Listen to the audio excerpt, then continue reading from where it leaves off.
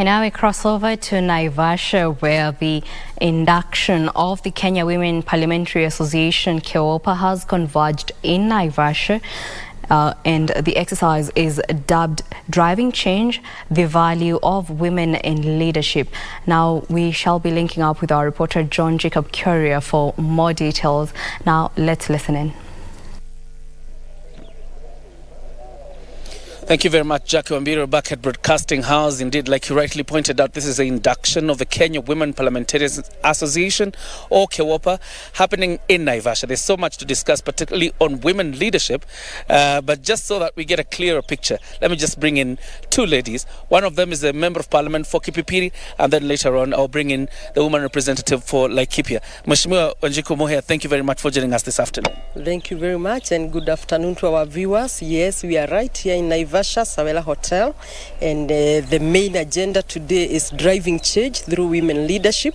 And Kewopa is an organization of women members of parliament, women members of Senate, and every election we do conduct induction so that new members can know how to handle the legislative matters and how to drive the women agendas. Of importance today is the 2/3 gender rule, which has failed time and again, but we hope that by the time we leave here, we shall have come up with the formula that will make the current parliament legit, because as you know, the previous parliament was termed as not legit because it had not successfully found a method and a formula to give to the women regarding the 2/3 gender in the constitution.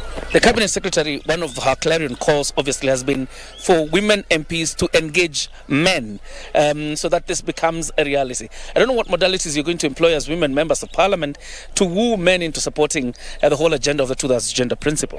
Of interest is that the 2/3 gender shouldn't be seen like a women agenda. It is a Kenyan agenda. As I may mention, because I come from East African Parliament, today in the country called Rwanda, we have more women in parliament than men. So this is a case scenario which can indicate that in future we can also have more women than men in parliaments. For that reason, we should look at it as a Kenyan agenda, so that we can proportionally be on the decision-making table, because we are all taxpayers, and it is not fair that when we have decision-making tables, it is carried away by one gender. You come from the Kenya Kwanza side of parliament or side of government. How do you think President William Ruto has fared in terms of ensuring that there is strict adherence to that 2/3 gender principle, particularly on appointive seats?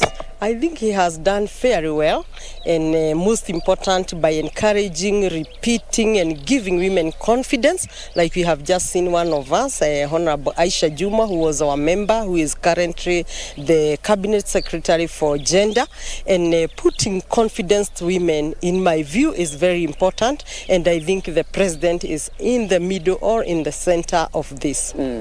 Thank you very much, Mheshimiwa Wanjiku Mohe. Let me bring in the Honorable Jane Kagiri, the woman MP for Laikipia. Very quickly, Mheshimiwa, involving men in advancing this agenda of the 2/3 gender principle. How will you work on it? First, let me say, going by our theme today is the value of women in leadership. One thing we have agreed is that we have to do things differently. What has been tried in the past and has not worked cannot be repeated again. So one of the avenues we are going to use is including our male colleagues and helping them understand that it's not a women issue only. We need them to understand that they have daughters. In the future, it could be them who would be looking forward to having the 1/3 or 2/3 gender rule considered on them. So those are some of the ways we are thinking about of how to involve everybody, for us to understand that the 2/3 gender issue is a country issue, not an individual or an either gender issue. Yeah. I mean, looking at the results of the last election, which of course is a lot of work that has been done by women, but you see a progressive uptake of women leadership in the country, added to the 47 affirmative action seats. Maybe one would ask, do we really need to look at the law, or we just let, us flow with the tide? No, I think we'd need to look at the law, because looking at the gradual progression of women, we all need to be afraid. Even the men who think that it's not about their issue, it is also their issue. The last Council of Governors, we had only 3 women governors. Now we have 7. I can project in the next one we'll have 14 or 20 women governors. So we need to start appreciating that we are all both supposed to be complementing each other.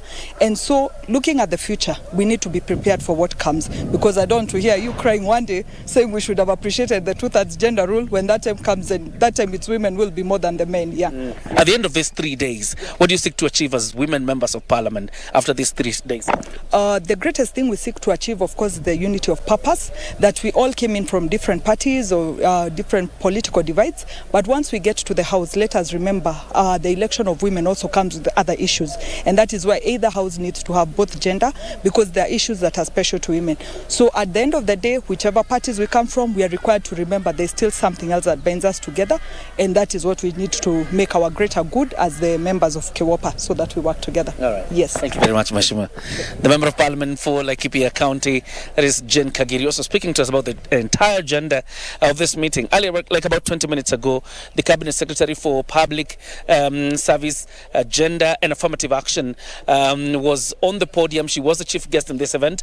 And of course, what she was speaking about is how men and women, particularly in Parliament, need to collaborate to ensure that there's adherence to the constitutional principle of the 2/3 gender rule. But not just that, about how collaborative efforts between her ministry and women members of Parliament will go a long way in empowering the girl child when it comes to financial inclusion, giving her dignity and security, and most importantly also the issue of sanitary towels to girls in both in schools as well as using them in public sanitation facilities. And obviously one of her complaints has been that the issue of the issuance of sanitary towels has been domiciled under the Ministry of Education, which obviously should be under the Department of Gender and Affirmative Action. But those are some of the issues that are upcoming. Of course, the Speaker of the National Assembly, Moses Etangula, and his counterpart from the Senate, Emerson Kingi, were billed to address this meeting, but they have not shown up. Maybe they'll show up in the afternoon or tomorrow early morning.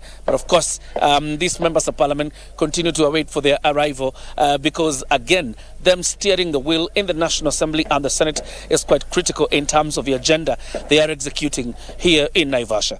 For now, I want to hand you back to Jackie Wambiru at Broadcasting House. For the rest of the news, we'll give you a comprehensive story in our bulletins at 7 p.m. and 9 p.m. Back to you, Jackie. Thank you so much, John. Jacob Curry reporting from Naivasha, where the induction of the Kenya Women Parliamentary Association, Kewopa induction, is currently underway.